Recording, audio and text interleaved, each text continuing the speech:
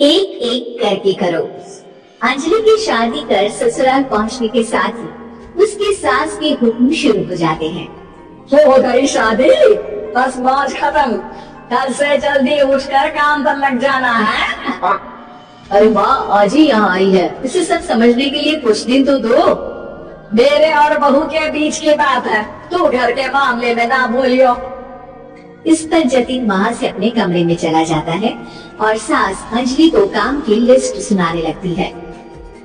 सुबह पहले घर की सफाई करनी है, फिर कपड़े धोने हैं, साथ में खाना भी बनाना है। एक की वजह से दूसरा काम रुकना नहीं चाहिए है।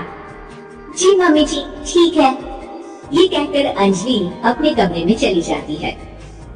अंजलि, मम्मी हमेशा बोलती थी बहू आएगी तो उनका काम हल्का होगा, पर मुझे नहीं पता था कि वो काम हल्का करने की जगह टाल ही देंगी। कुछ नहीं होता, ये सब मैं अपने घर में भी तो करती थी, मुझे आदत है, कोई दिक्कत नहीं होगी।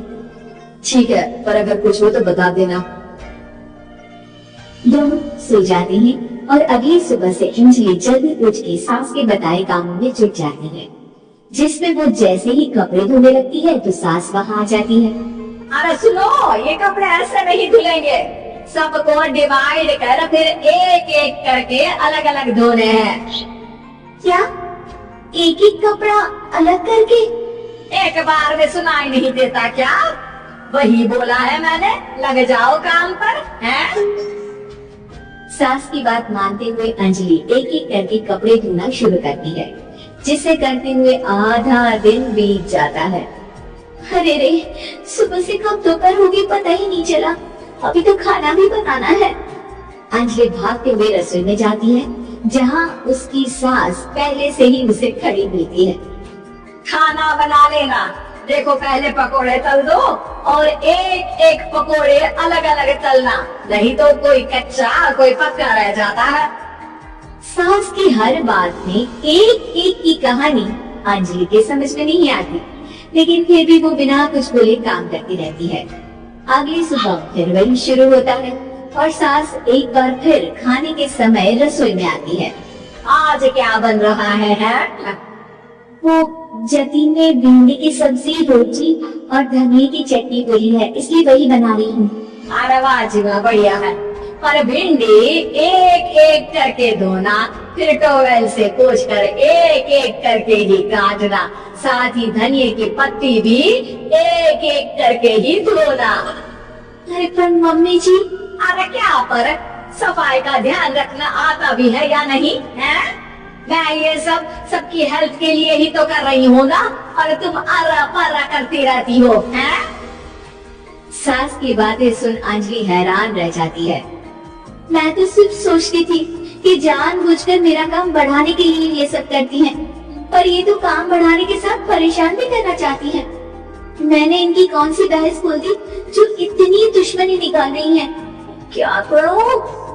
अब अंजलि सास की बातों और हरकतों के बीच फंस जाती है। काम के लिए मना भी नहीं कर सकती, नहीं तो जाने कौन सा ड्रामा खड़ा कर दे। पर अंजलि तुझे कुछ तो करना पड़ेगा। इतनी देर में जतिन भी वहाँ आ जाता है। अरे कौन ड्रामा खड़ा कर रहा है और क्या करना पड़ेगा? जतिन की बात सुन अंजलि सोच में पड़ जाती है।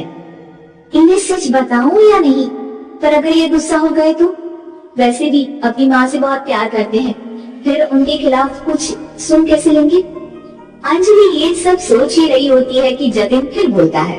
अरे क्या हुआ, कहाँ खो गई? अरे नहीं कुछ नहीं, वो मैं टीवी सीरियल के बारे में सोच रही थी। यहाँ और कौन ड्रामा करेगा? अरे तुम भी ना, चलो मैं चलता हूँ। इसके बाद कुछ दिनों तक अंजलि सास को सबक सिखाने के लिए अलग अलग प्लान सोचती रहती है, पर उसे सास की एक एक करके काम करवाने की आदत बंद करने का कोई तोड़ नहीं मिलता। अगर ऐसे ही चलता रहा तो कहीं मैं एक दिन अपने सिर के बालों को भी एक एक करके सुलझना ना शुरू कर दूं। पगली हो गई है क्या? अकेले में क्या बड़बड़ किए जा रही हो?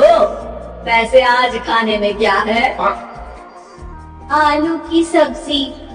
तो फिर आलू को अच्छे से काट कर उसके कटे हुए कपड़ों को एक एक करके ही धोना है। बिल्कुल, इसे कैसे भूल सकती हूँ? मेरे जी को झंझोल। अरे बातें कम काम ज्यादा है। अंजलि एक बार फिर सास के कहे अनुसार काम करने लग जाती है। जिस दिन सब्जी बनाते हुए उसके दिमाग में एक आइडिया आता है और वो सास को आवाज लगाती है। मम्मी जी सुनिए जरा, इधर तो आना। अंजलि की आवाज सुन सास रसोई में आती है। अरे क्या हुआ, क्यों गला फाड़ कर चिल्ला रही हो?